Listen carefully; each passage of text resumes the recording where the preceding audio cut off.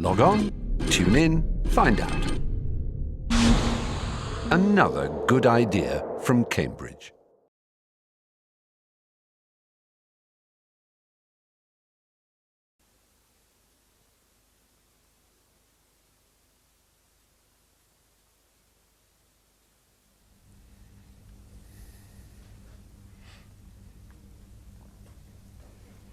It's a great pleasure this afternoon to have Dr. Richards with us. She's done fieldwork in Zambia, among the Bemba, in Uganda, and most recently in Elmdon, not very far away from here. But today we've asked her if she would open a discussion on fieldwork in the 1930s, and then I hope you will join in and ask questions about the problems involved. Audrey.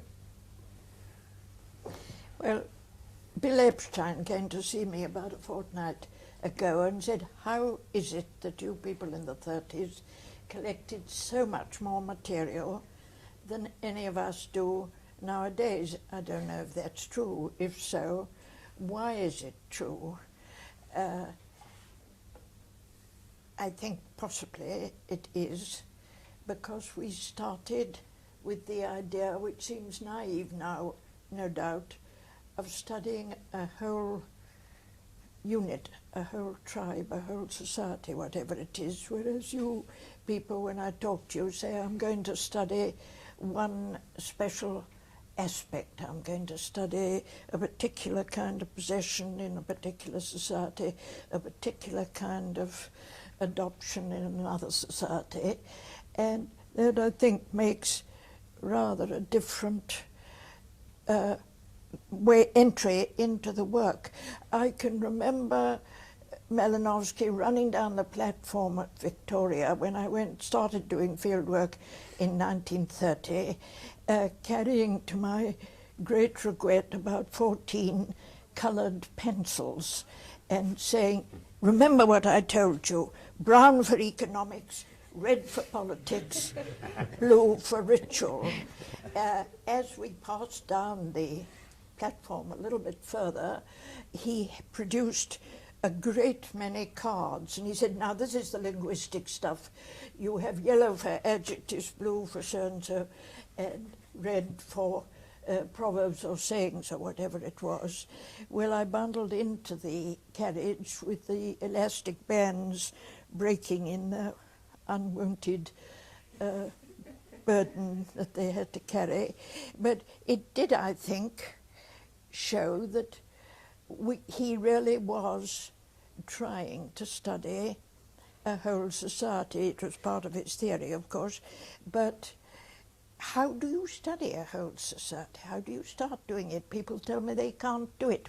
They've no idea how to do it. Well, of course, with a scheme. And someday I must make a slide of the Malinowski schemes with the different columns that you had to fill in. And when I say you had to fill in, that was expected that you would fill in. Very broad headings like politics, agriculture, witchcraft, this, that and the other. And I think it made for these tribal studies, which were then current. Well, can you study a whole society in that way? And you might just as well ask, perhaps, how can you study your special problem unless you study a whole society? And that is one of the problems everyone has to face, whether they're in the 1930s or now. Can you get sufficient detail if you take the broad study? I think I would have got much more detail probably if I hadn't been fascinated by taking the whole aspects of Bemba culture, particularly these different kinds of chieftainship. 20 or 30 different kinds of chieftainship necessitated going to the headquarters of each chief I went, I think, to 26 different villages, and Elizabeth Colson usually stuck in one village the whole time. Of course, I didn't have such close personal relationships as Elizabeth Colson no doubt did in her village, but I was somehow impelled by the desire. I've been to that chieftainship, I must go there, and as I say, I went to 26 different villages in that way. Well, you are always then giving up the very detailed and very exact observation for the general outline. If I were to have plenty of money now, I would do the general outline first on some kind of Malinowski scheme or any other scheme that you chose to start out with, and do the more detailed study later. I think I lost out in detail what I might have had if I'd stuck to one village. But that, I'd like to know what you think about that. I mean, about the general study as distinct from the particular study. I think it's very different, isn't it? If you're, I mean, I had two experiences rather like the one of Elizabeth Colson and your Bemba one. In the Bemba one, where we were working in an area with chiefship and a centralized state, I mean, there I too, had to go round from one place to another and did a sort of peripatetic field work. But when I was in the sort of simpler society, without any sort of overall political structure, I mean, then it seemed to be more profitable to stay where I was and to get that. So I suppose it depends. I mean, if you're working in something which is complex like the Bemba or the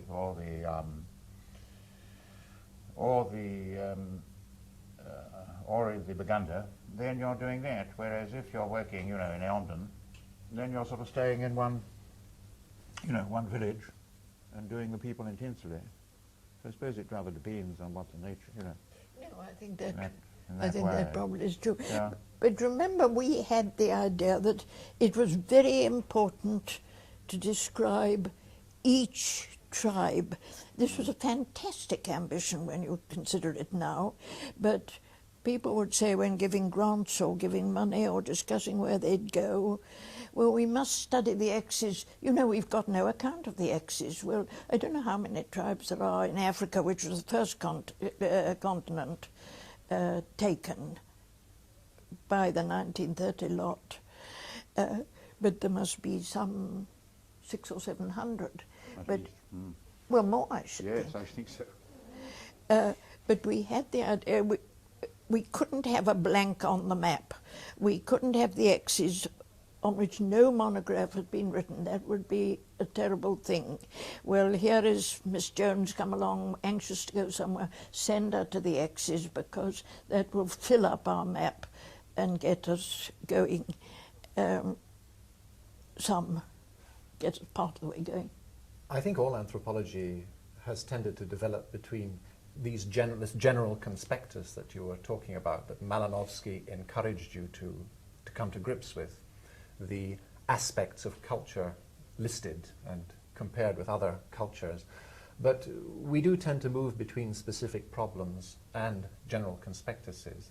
And out of your general survey of the Bemba came a book, Land, Labour and Diet, which was dealing with some quite specific issues. Was this not correct?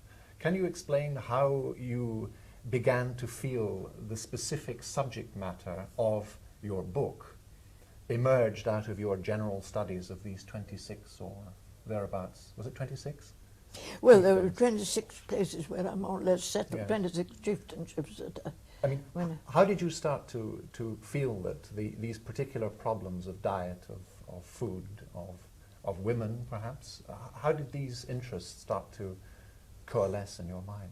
Well, don't the people studied really shove you in one direction or another?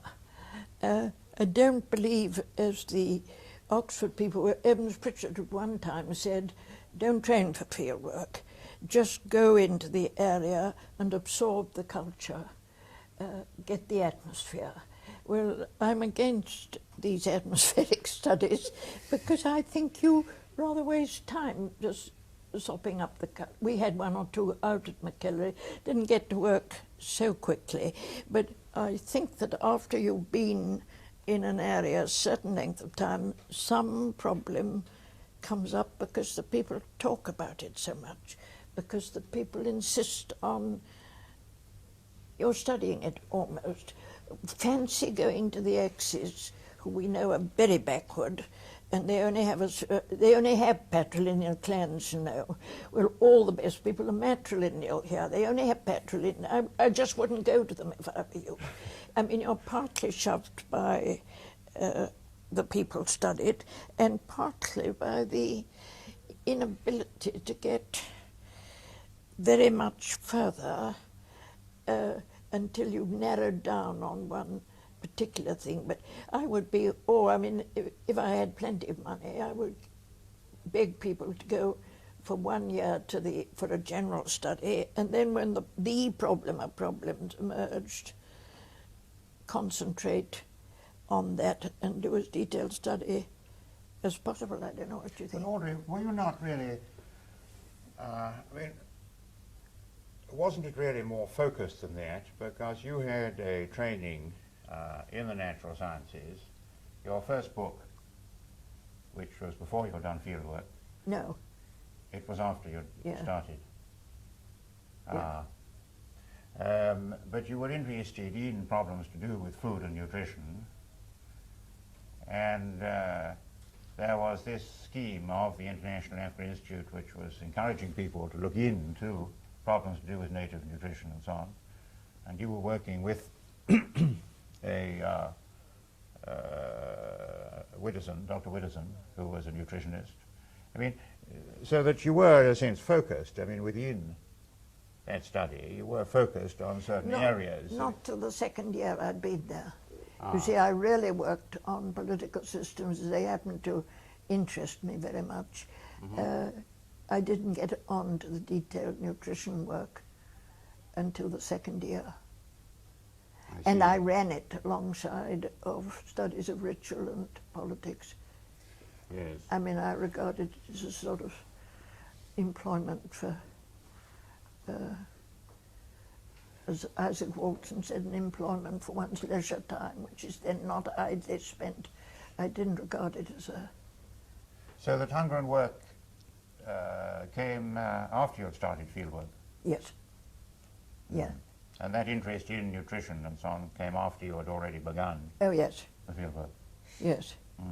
Some of your earlier statements about fieldwork methods are about survey methods. Is that not correct? In Malinowski's collection on methods of study of culture contact in Africa, you have an essay on household survey methods. Did that interest in numerical techniques, sort of systematic sociological techniques, did that arise out of your Bemba work, or did you go into your Bemba work determined that you would be scientific in that sense? Well, we were all trying to be very scientific and as clever as the mathematicians and the physicists and the natural scientists, and that was the great craze at the time. But I think it was Raymond Firth who first started doing numerical studies, and Malinowski with absolutely no statistics really. It seemed to us very dramatic that he had actually counted what was given in presents from one side of the family to the other, because people doing fieldwork at that time had never counted anything, and that seemed to start. But we had no training in statistics. When I tell you, to my shame, that I published something on a random sample, well, never having read anything about statistics, I thought a random sample would have set any old set of people who happened to be passing, who I asked about cross-cousin marriage, and they all told me that. Yes. And then You mean they were all women going to market on a certain Thursday? Might be, just might be that. But probably the cross-cousin marriage stuff wasn't so severe, but so dangerous. But afterwards I came in contact with the two Sofas who were trained sociologists who came to McKellarey, and I learned what a random sample was, but I can't tell you how naive we were on that side. But you see, Fraser thought it was marvellous that Malinowski really counted the number of presents given for the Uri Gubu or whatever it was. He thought it most exciting and dramatic. So I'm told, I've not read his letters at Trinity, but I'm told by one of the Leonards that appears. And when I did the first village survey that I did, every hut I went into, I found some new kind of marriage or new kind of thing, and I thought, well, we must go in for these village surveys. There's nothing for it, regrettable as it is, to my mind. So, apart from the coloured pencils, what specific bits of advice did Malinowski give to his body of students at fieldwork, for fieldwork? We never had any teaching on fieldwork. It was a very small group, as you realise. It was a very combative group because we thought, led by him, that we simply were the cat's whiskers and that nobody had done any field work but us. There were certain straw men who appeared, like the terrible stories of American field workers paying $4 an hour to Indians to give them material, and we resolved immediately, without saying anything, that we would never pay anyone for anything, and I never did that in the end because it was sort of ingrained in me. No, I think the training was really arriving suddenly at the LSE and finding that the lecture wasn't in the place where it was supposed to be, and that Malinowski on all fours had his land tenure material all over the floor in a room about twice this side, and we all scrabbled round on all fours, picking this up. Well, it teaches you something. You can't defend it intellectually as a way, because it was a very rare kind of land tenure, but it taught you something. How to crawl. The what? How to crawl. You caught the infection of the tremendous enthusiasm, and you realized what you must not do when you were doing a land tenure study. Then I went to a society with very little organized land tenures. It didn't help me very much. No, it was a thing by example, and the influence of a very small group, about 6 or 7 people, who told you what they had done. Raymond Firth came back with Maori's stuff. Later on, E.P. came back with kinship stuff from these, and he never lectured to my memory on magic and witchcraft, but he did lecture on his kinship stuff. And that is the way, and I suppose that still goes on. One field worker learns from another more than any other way. It's rather terrifying when you're sitting in the field on the equator on a very hot season to get a letter from the Canadian anthropologist Gordon Brown saying, I have been taking quarter of an hour observations on children's play and games for a period of 3 weeks. Well, hardly had you sat down at your camp table and had your cup of tea relentlessly bought by every African servant at any hour of the day, when the horrible little things had started doing something else and you had to go around and then write to Gordon Brown and compare your results with his. Well, that was informal teaching, if you like, informal inspiration. Who were the 6 playmates crawling about the floor, Malinowski's floor at that time, Audrey? I think that Raymond Firth had gone, Yes. Hortense Powdermaker, Oh, yes. Shapira, Yes. I can't remember what they called, Nardell, Fortis, and Godfrey Wilson Yes. had some special name, and they were very leading people, but we were very few to crawl. I mean, we didn't make a decent crawl at all. Yes. Can I ask about another question?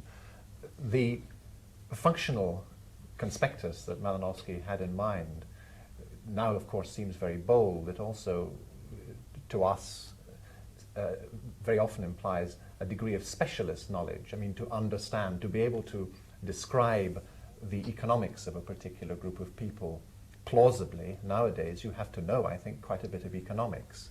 Yeah. If you're interested in politics, there's a huge literature in political science that one feels one perhaps ought to have some kind of acquaintance with. Do you feel, has interdisciplinarity been important to you? Do you think it has arisen naturally out of your early work with Malinowski? The reason I ask this is because you are noted later on at Makerere in the East African Institute of Social Research for your interest in interdisciplinary studies, bringing anthropology into conjunction with other disciplines. Was that an early interest or a late interest? How would No. you describe it appearing? No, I think it was a late interest, and I don't know quite what it arose from.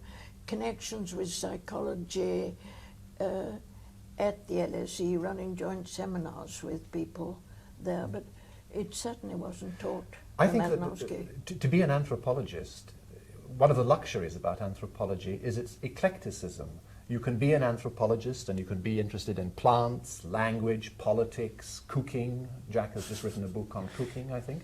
Have you written a book on cooking?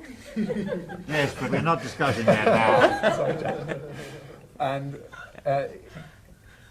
is this one of the pleasures of anthropology to you? Its Yes, breadth? it is. It's one of the pleasures, and it's also not a hereditary endowment, but I have natural. I'm very extrovert, put it that way. Divergent interests. Yes. It's a drawback in a way. There are two kinds of anthropologists, again, I think, too, just as there are two kinds of intellectual predilection. There are people who are very convergent, go deep into single problems, and there are people who are very divergent, are interested in going across the surface of a lot of problems. Maybe anthropologists prosper best if they're interested in the latter. Well, I would say you couldn't be deeply interested in one problem unless you saw it against a setting of a wider society. Audrey, could I bring us back to the fieldwork theme? Because you've been describing what kind of training or Lack of training. lack of training that you got from Malinowski and that other people got from Malinowski. Yet these were the people who, at the same time, were those who, according to Epstein, collected much more material than subsequent ones did, and yet they received no training.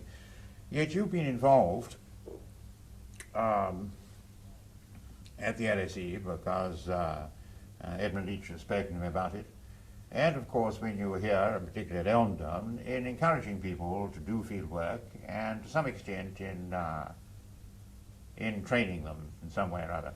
I mean, do you think field work, people can be trained for the field?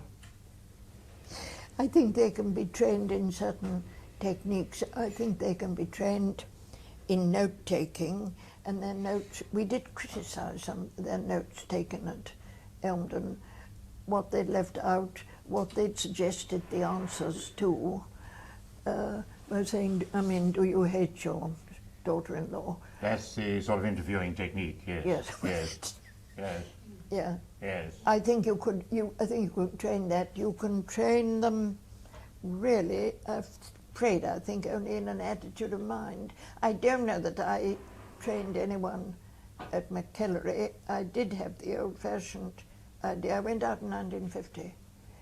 I did have the old-fashioned idea that here we were, in the heart of Buganda, that we had a set of tribes round us which had not been described. I consider that's an old-fashioned idea, but we had it. And the plan was to describe, first of all, to send people, first of all, to the undescribed tribes around Kampala, and then to proceed on this basis that there were some so-called tribes without rulers, which is a fantastic term, but there were people of that sort. There were people of very highly organized chieftainships, Buganda, Bunyoro, Angoni, and so on. So that we then proceeded, or I then proceeded, into a series of looking for types. We didn't publish because death and various other things occurred. We were going to do comparative clan structures in this interlacustrine area because it was a very interesting series of comparison. Priscilla Reining had some interesting stuff. Fallas had some very good stuff which has never yet been published, and I hope it will be published. Martin Southold had a little stuff on clans but was not so interested in that. Who was the other one? Malcolm Rohr, you see, went to quite a different type of society. That was a dream that never came to, never, I don't know what dreams do when they are fulfilled. In that case, you were sort of organizing people to go to different field areas to do, as you say, descriptive work because people hadn't done anything on those particular groups. I was really thinking of an earlier phase of at LSE where you've got people to go out and go to the market and observe and do little papers on that kind of thing. I mean, you did that with Edmund Leach there and others. I mean, you used to organize fieldwork classes then for Yes. people who were going out to the field. Because we decided that the Rupert Street Market, do you know the Rupert Street Market? No. Well, it's a market that supplies the hospitals around that area, the Soho area, Yes. with a good deal of, there's an Italian hospital and a French hospital and this hospital, the other's a good deal of variety in the thing. And I thought it would be a good idea as a practice. I didn't know how it would work. And when I told the students, well, there are 26 of you going out, so I suppose we should really know something. We get 26 accounts. They said, oh no, Miss Richards, because we're all studying the same thing. So that shows that they were really at quite an element. Leach himself was in that group, and he, of course, went straight for the problem. You can't have a market unless you have an organizer of the market, unless you have rules of marketing, unless you have a set of places where the goods all go and so on. And he wrote rather a good study of the Rupert Street Market. The others wandered round and followed their own taste, what they happened to be interested in. Barbara Morris and Stephen were in that study also, and Jacques Maquet. And did you have any other sort of schemes like that you used for getting people to go out and observe and report? I don't think so, except the Cambridge market. The two Strathans went out to the Cambridge market, but somehow it was more, it should have been easier because it was so near, but somehow people weren't interested in the working of the Cambridge market. I don't know why. May have been rather difficult. So I mean, many the students different weren't interested. Yes, apparently. I think so. But they were very much interested in the Elmdon study because it was new to them, and they reacted well to having one family history to study. So Vanessa Meyer took the Hammonds, so-and-so took the, a series of different things. Yes. And they really, Anne Whitehead took a series of families, and they really did well on that and enjoyed it. And So you allocated them sort of, in a sense, different families, which and they As a sort of result- plunged into the as the res- genealogies of this as family. a result of experience Yes. that the whole of Eldon was too much to do, that they worked very well when they went to one family and said, can you tell me the history of your house, the actual physical house? And then it all came pouring out. And they'd say, oh, you must see Uncle Bert, he knows more about this than anybody else. And they gradually ramified out from one family. That was very fruitful, I think. Did this begin with some detailed training in how to take a genealogy, what a genealogy was? The point of it was to study taking genealogies, and they started taking genealogies, and we told them they'd done it wrong. I mean, we gave them such criticism as we could. It's not so. We also took genealogies at the LSE, genealogies of the staff and genealogies of so-and-so. Not so easy to take a genealogy when you start, or to wrest all the material out of a genealogy. Yes, because as you say, natural science was your kind of ideal in the days when you were a student. Then I'm wondering, how did they tie up the lack of training or the, lack of interest in giving very detailed training with this ideal of natural science as a model? Was there any kind of, conflict between the two ideals? I don't think consciously there was. I think that we were in close relations with the sociologists, the Association of Sociologists, I forget what it is, and really were a bit scornful to them and said, which was really true, that we knew more about kinship in the North Country in England at a time when they were administering benefit along kinship lines and making people who had relatives call on their relatives for help. We told the sociologists in our arrogant way that we knew more about the kinship because we had a plan to look for genealogies than they did, and I think that was probably true. In a sense, then, the person, the kind of person you are also influences to a large extent the fieldwork that you do. You just mentioned that the society you go to sometimes forces you into a particular area of research. Would you also say that the kind of person you are influences, I think, to a large extent how you create your field and study it? Yes, I think you must. I think you couldn't try to get over your own drawbacks either in training or in aptitude, but I think it must make, don't you think it does make an effect? I wonder what influence, surely how would you say your personality is expressed in your fieldwork? A too wide interest in all sorts of different things, I think. But Yes, I've always wanted to ask you, Dr. Richards, about something that we still don't get any discussion in our training for the field, and that is what kind of either benefit or drawback it was to be a woman in the field in 1930. I think it's very, very much easier.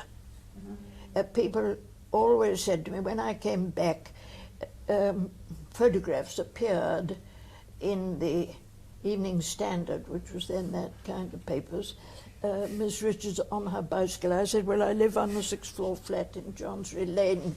It'd be rather difficult, this bicycle. Said, oh, they said nothing. We do want to take the actual bicycle, and you're standing by the bicycle because you're a woman. And that went on for some time. I think it's rather easier to be a woman in a lot of ways. When things were bad in Buganda, when the Kabaka was deported, you see the women got out into the villages.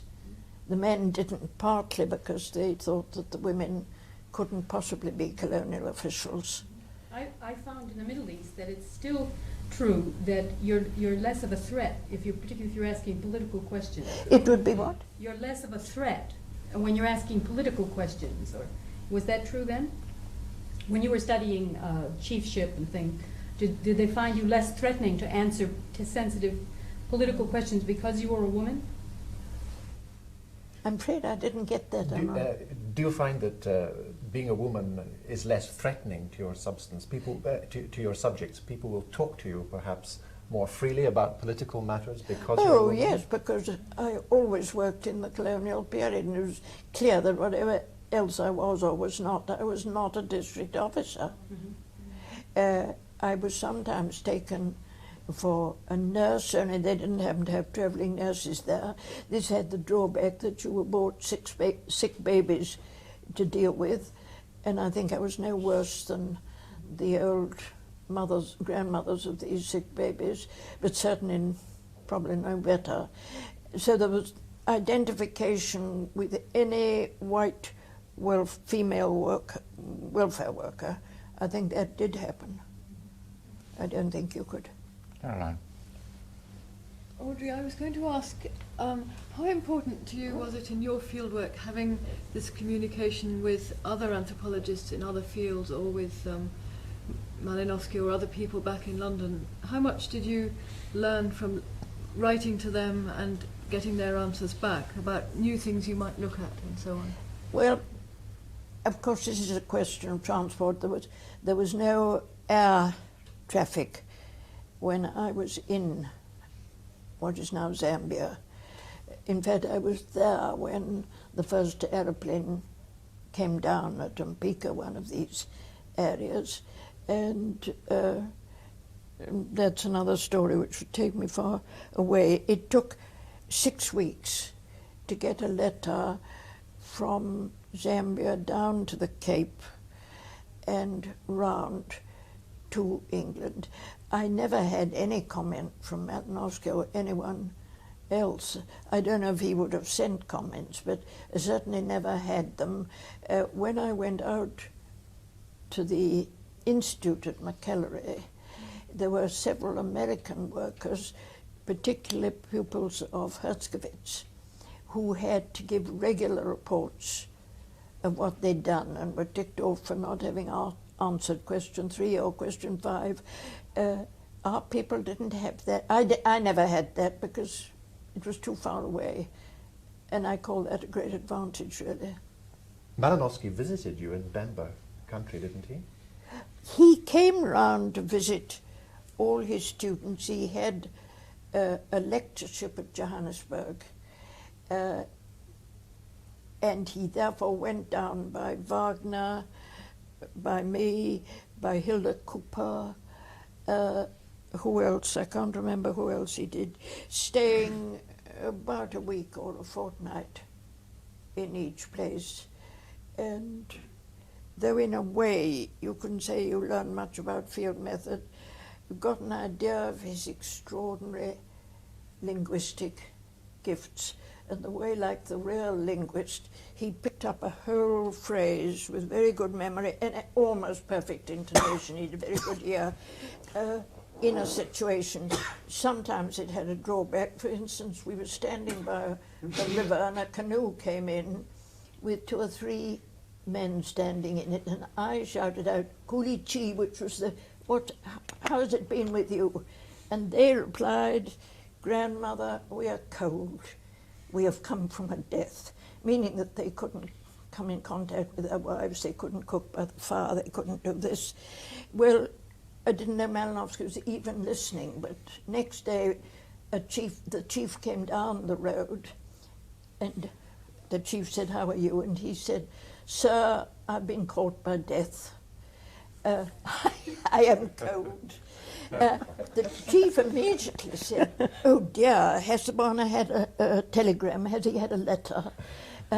Should we have mourning for this man? He must have had a telegram."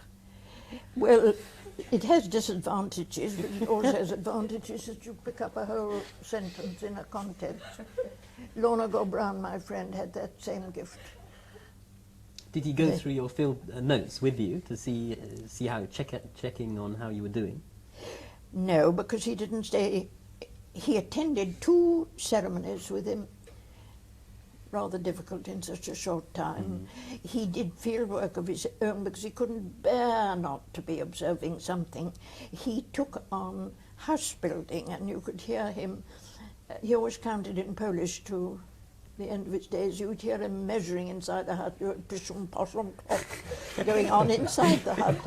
And that he did needed a study of witchcraft, which was, there was a group of witch finders going around the village.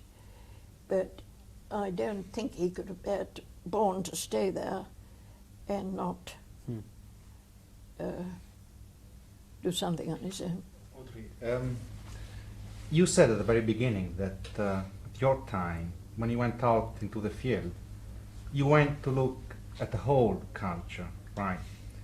And I remember when I read the first classics of British social anthropology, that I was struck by the capability of giving in a short time, in a few pages, a whole picture showing the interconnections, say, of politics, economics, kinship, and so on and so forth. And at that time, I tended to think that that task was easier when, say, those kind of societies were still very much integrated and especially were sort of blank subjects before somebody like you went out and did the job. What I'd like to ask you now is, how much do you think the fact of having to work on blank material was affected by Malinowski's theoretical approach, that is functionalism, and how much, conversely, the fact of working on blank materials and having forcibly to collect all sorts of informations fed back on the theoretical bias that you had when you went back and had to write down about your field work? I think that's a very difficult. I think that's a very difficult question to answer.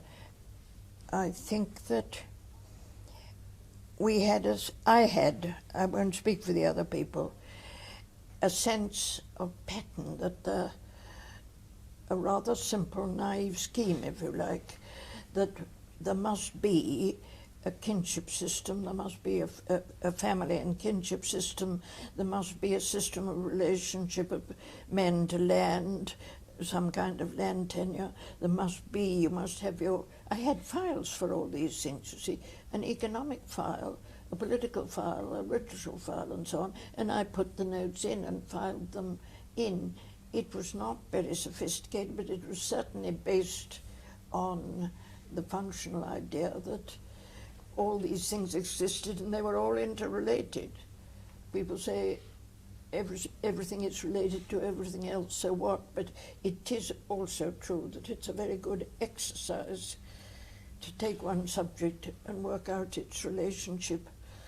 But I always thought that there must have been a link between the theoretical approach and the state and the conditions of those groups you went to study.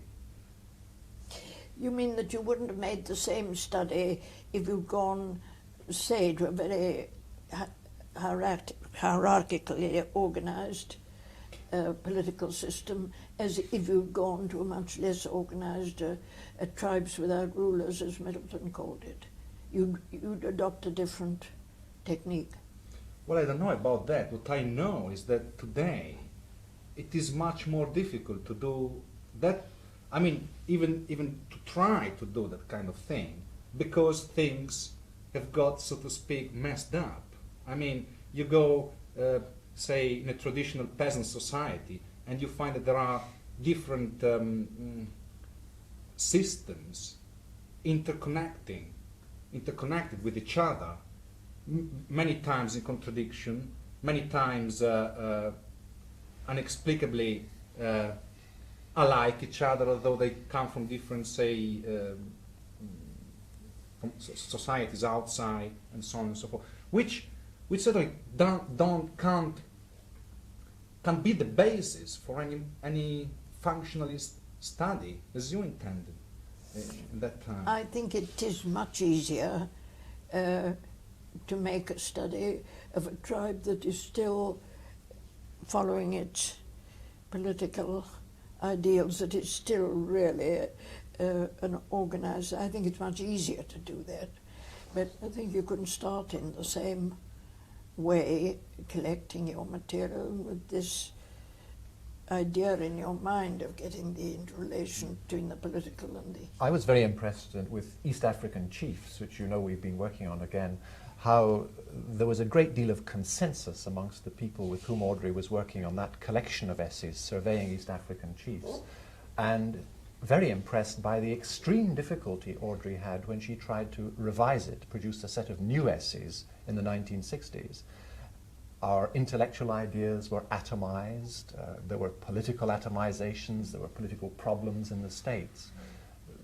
You know, I think the remarkable thing about your early field work is you had this clear framework of expectations of the Bemba or of any other group of people, and a sense of a task to perform, a clear sense of a task to perform. Our students perhaps today have a much less clear sense of the task which they should be performing. Well, but Cesare was suggesting that this really was to do with the way that society has been transformed in between the 1930s and the present day, or the types of society that were chosen. I don't think that is true, and I don't think it's you can really support it in the sense that the kind of things that Audrey was working on were first of the Bemba, who were after all not all that distant from the radical changes that were about to take place even then. Secondly, in Uganda, where certainly things were very hot with the Kabaka's affair and so on, and then in a village near here, which was perhaps not a hot village in that kind of sense, but at least, you know, things have been changing over time. I think that to revert to the fieldwork idea, that really there was something in the fact that these people were largely going in to do fieldwork at a time when, as you remarked and other people remarked, there was very little background material on these chaps. They were going into areas which in a sense were non-literate, and which to some extent even the written records that we have available now were not available to them. That is, the Public Record Office didn't have. I mean, you couldn't go back and look. There were census, of course. There weren't censuses and there weren't these kind of things. So that you really were forced to look at the present and what was happening at the present, and to look at the interrelationships between things that were happening there, and that's what your notebooks are full of. I mean, I find there's a terrible tendency in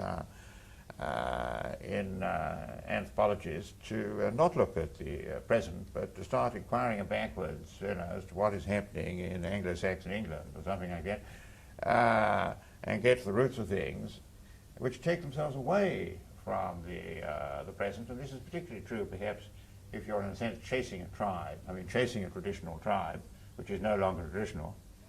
That you know, you're not looking at the situation. People are not looking at the situation, you know, as it is there, that's in front of them.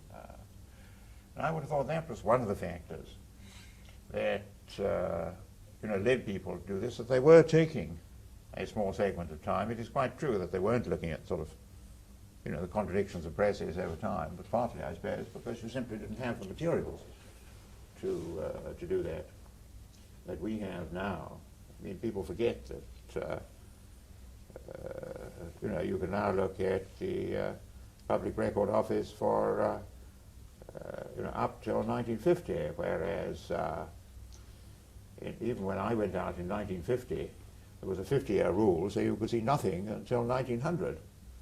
So that tells you exactly how much of the earlier period you could get information on of that, you know, of that kind. And it wasn't until it was reduced to 30 so that you could get this, in a sense, this background. So perhaps that was part of it. I mean, you were concentrating on the, I mean, whatever you were doing, as in the Omdon study, looking back, I mean, there was a lot of concentration on what was happening, I think, in the here now. But of course, we had the records, the parish records, You and did so on, for the, you did for the in Omdon the thing. English village. Yes, yes, Which you did for the didn't get. you did for the Omdon you did for the Omdon thing. But even so, I mean, what I think stands out in that study is distinct from you know, the many studies that historians have done of the English village is that you had a lot of people there who were looking at what was going on. I mean, that was the difference. And they were starting from that, in a sense, they were starting from that point of view. And I would think in a modern conditions in Africa, you can go into council meetings and you can go in and out of all sorts of political activities and elections and so on, which in the old days you couldn't have done. Phil. Yes, I wanted to return to this problem of doing fieldwork in the 1930s within a colonial context. I mean, you mentioned earlier on that being a woman was somehow an advantage to you within a colonial context because there was no danger of you being mistaken for a political officer or part of the colonial regime. And I wondered really, I'm really asking two questions. Firstly, about what kind of relationship existed between you as a group of anthropologists and the colonial authorities, and what kind of effect that relationship had on your relationship with the people that you studied, either as men or as women. I mean, the way in which the people viewed you, because they would obviously see you arriving in their villages. You would have to explain yourself to them before they would be likely to explain themselves to you. And one would expect that they would look for models, other models of white people, in order to contextualize your explanation of yourself. And I just wondered what that structure of relationships was, and whether it was advantageous or not to the anthropological end. Whether it was what? Whether it was advantageous or not. I mean, to be in that colonial context, what effect that had on your work as anthropologists. That's a very difficult one. I think that Malinowski told us wrongly not to have any contact with white officials or in a colonial situation, and in a certain extent that was an advantage, but it was quite unscientific, of course. You were in villages where white officials came around and took censuses. Of course, your friendships with various white officials were known. All white women scientists were very much disliked by colonial officers, women more than men, I think. They felt an anxiety about women. That girl will be raped in a fortnight. Well, to those of you who are more tender-minded, that never occurred to me. And they felt a great, the white officials wished you weren't a woman and wished you weren't there, and really gave you very little, except in one or two cases, gave you no help at all. As regards how the Africans saw it, they would note who you went to, who you stayed with, who you did so and draw certain conclusions, but I don't think they were so much interested. I don't know. Yeah, I wondered about it because there was a certain amount of work that was done in the 30s and 40s, I think, which was done with the encouragement of the British government, with the encouragement of the colonial administration, in order to make the job of administration much easier. I'm thinking of Nardell, I think, when he worked in the Sudan, around that area, he was actually working for the government, in a sense, to provide them with information to enable them to... you see. Yes, that's right, in West Africa too. Whitely and also in West Africa. But you seem to have said that there was some kind of ambivalence, at least between you as an anthropologist and the colonial authorities. And I wondered whether you really had to make a positive effort with the Bemba to persuade them that your relationship with the colonial authorities was of that order, and that they shouldn't feel that you were part of that group of people. And did you have to go through any procedure with them to show them that you were separate? I don't think I went through any procedure, but I did sometimes publicly dissociate myself from a very unpopular and I thought unjust district officer, saying everyone's not the same. There are good and bad, as you know.